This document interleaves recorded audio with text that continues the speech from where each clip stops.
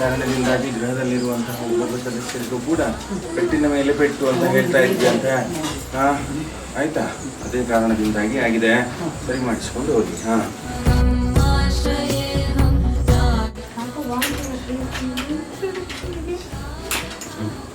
ಮಗುಗೆ ತುಂಬಾ ಹುಷಾರಿದೆ. ಬರೀ ವಾಂತಿ ಮೂಮೆಂಟ್ ಎಲ್ಲ ಆಸ್ಪತ್ರೆಗೆಲ್ಲ ತೋರಿಸ್ಕೊ ಬಂದಿದ್ದೀವಿ. ಏನಂತ ಗೊತ್ತಿಲ್ಲ, ನೆನ್ನೆಯಿಂದ ವಾಂತಿ ಬೇದಿ.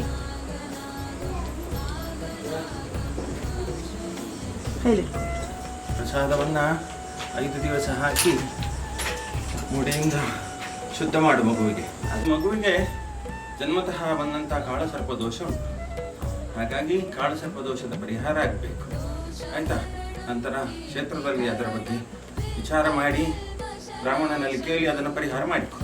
ಏನು ಅರ್ಥ ಆಯ್ತಲ್ಲ? ಅದಕ್ಕಾಗಿ ಹಾಗೆ. ಆಯ್ತಾ? ಸರಿ, ಹೋಗಿ.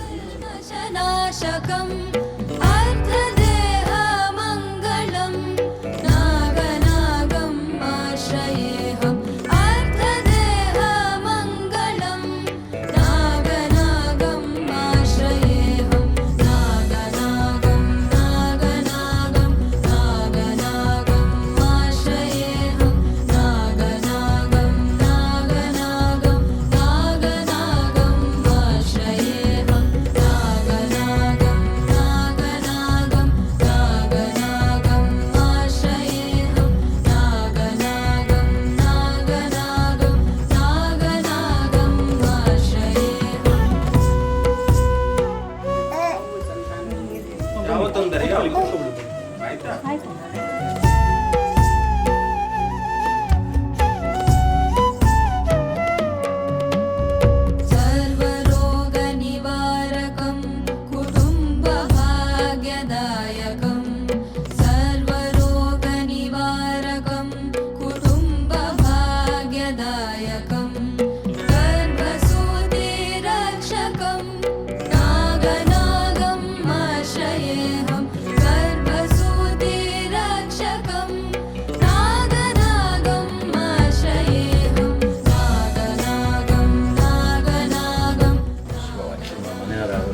ಆಯ್ತು, ಸುಧಾರಿಸ್ತದೆ. ಇದರಿಂದಾಗಿಯೇ ಸುಧಾರಿಸ್ತದೆ.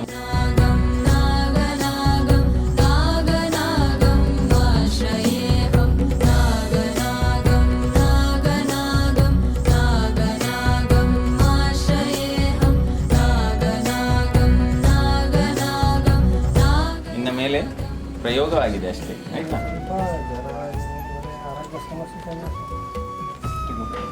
ಈ ಪ್ರಸಾದ ಒಂದು 5 ದಿವಸ ಸ್ವೀಕಾರ ಮಾಡಿ. ಶುಭವಾಗಿ.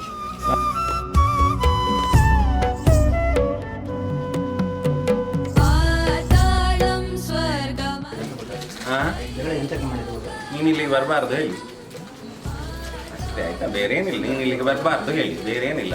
ಸರಿ ಮಾಡ್ತೀನಿ ನಾನು ಅದನ್ನ. ಆಯ್ತಾ?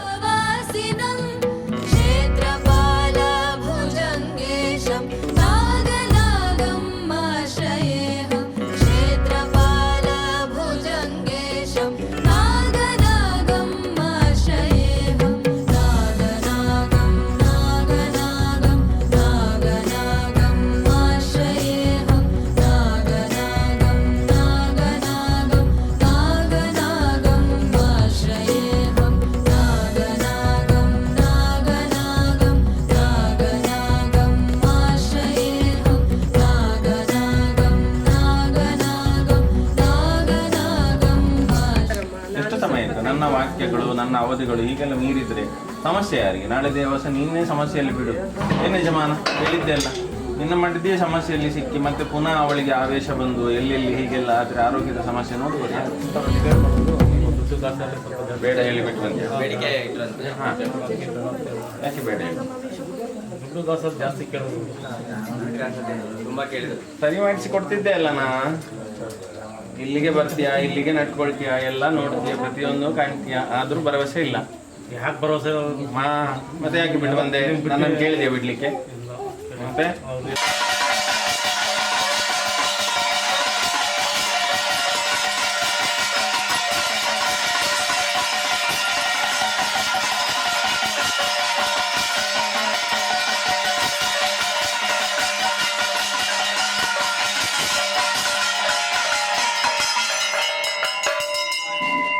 नीराजरान् द्रक्ष्यामि देवता रक्षान् धारयामि शुद्धाचमनिं माचमनिं समर्पयामि